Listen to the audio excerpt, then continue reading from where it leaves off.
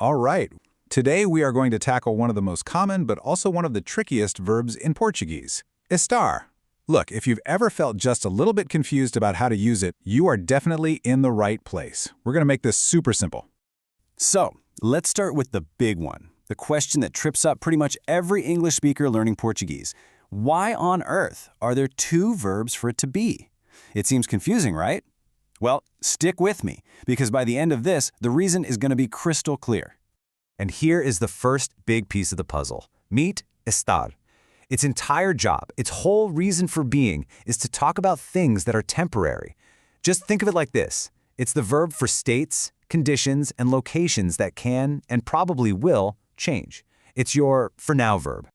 Okay, so here's how we're going to break it all down. First, we'll get into the core idea of this temporary to be. Then we'll cover how to actually conjugate estar. After that, we'll see it in action with location and condition. Then we'll look at feelings and greetings, and finally, we'll tackle the big question, estar versus ser. All right, let's jump right into section 1, the temporary to be. Seriously, this is the most important part. Once you get this core idea, everything else just kind of clicks into place. Okay, here it is, the golden rule. If you remember literally just one thing, make it this. If it's a state that can change, you probably need estar. We're talking about your mood, where you are right now, the weather, even how hot your coffee is. All that stuff, it's temporary, right? So you're going to need estar. Of course, to actually use this verb, we need to know its different forms. So, let's build up our toolkit and look at how to conjugate estar in the present tense. All right, let's run through the present tense. Feel free to repeat these after me. For I, it's eu estou. For the informal you, it's tu estás. For he, she, or the formal you, we've got ele, ela, você está. For we, it's nós estamos. And finally, for the plural you and for they, it's the same. Vocês estão and eles, elas estão. Okay, now that we have the forms down, let's see how this actually works. It's time to put estar to work in some real-world situations, starting with two big ones, location and condition. Okay, use number 1. And this is probably the one you'll use the most. Saying where someone or something is. Simple as that. If you want to talk about location, where something is right now, estar is always your go-to verb. For example, o dicionário está ali. The dictionary is there. I mean, think about it. It can be moved, right? So its location is temporary. Or how about this one? Os meus amigos estão no estrangeiro. My friends are abroad. But hey, they might come home eventually. Being abroad isn't a permanent part of who they are. See how that works? Okay, next up is the weather. I mean, what could possibly be more changeable or temporary than the weather forecast? It's like the perfect job for estar. So you'd say something like, hoje está muito frio, which just means today is very cold. The key word there is today, because, tomorrow it could be warm. That condition is definitely not permanent. All right, now this one is huge. We use estar with adjectives all the time to describe characteristics that are not permanent. We're talking about things that are true right at this moment, but probably won't be true later.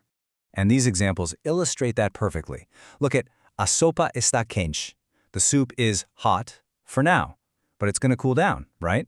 Or hoje estou cansado. Today I am tired, but hopefully after a good night's sleep I'll be rested. It's a temporary state.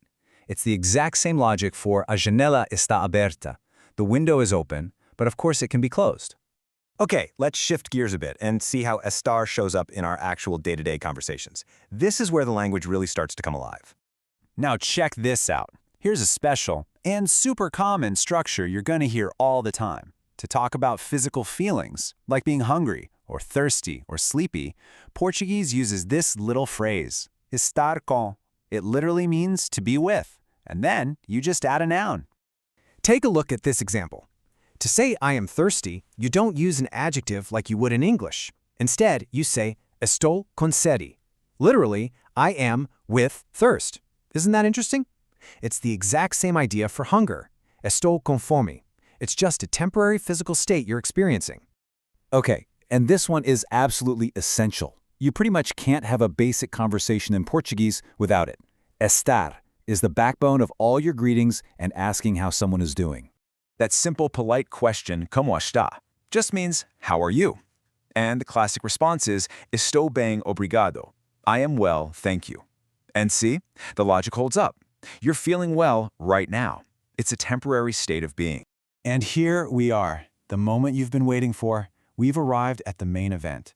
Let's finally solve that big puzzle we started with and put these two to-be verbs, ser and estar, side by side. Okay, the core difference really boils down to this. Ser is for permanent, essential things. It tells you what something is. Think professions, nationality, core personality traits. Estar, like we've been saying all along, is for temporary, changeable states. It tells you how something is, its current condition or location. What versus how. And honestly, this one single example makes it all make sense. This is the big aha moment. If you say, él es feliz, you're saying, he is a happy person. It's his personality. It's who he is. But if you say, él está feliz, you're saying he is happy right now. Maybe he just got some great news. It's a temporary feeling. One is what he is, the other is how he is at this moment. See the difference? It's huge. So there you have it. Estar is your tool for talking about the here and now. So now it's your turn to put it into practice. How are you feeling right this second? Are you tired? Happy? Curious? Give it a shot. In Portuguese, you just start with eu estou. So what comes next for you?